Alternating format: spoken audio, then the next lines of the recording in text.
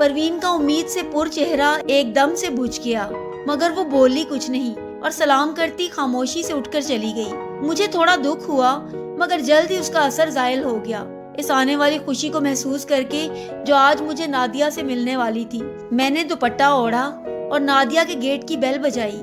تھوڑے توقف کے بعد نادیہ فریش چہرے کے ساتھ میرے سامنے تھی۔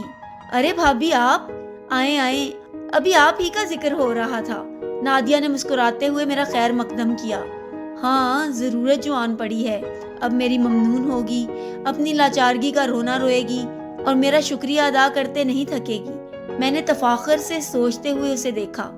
ارے نہیں، بس میں کھڑے کھڑے ہی جاؤں گی، یہ لو پیسے اور اپنی ضرورت پوری کر لو۔ میں نے پرس سے پیسے نکالے اور یوں پیش کیے جیسے کہ میں اسے بھیک دے رہی ہوں۔ اوہ تھینک یو بھابی، آپ کتنی نائس ہیں۔ وہ سچ میں میری ممنون ہو رہی تھی۔ ابھی میرا ہاتھ پیسے دینے کے لیے ہوا ہی میں تھا کہ اندر سے پروین نکل آئی۔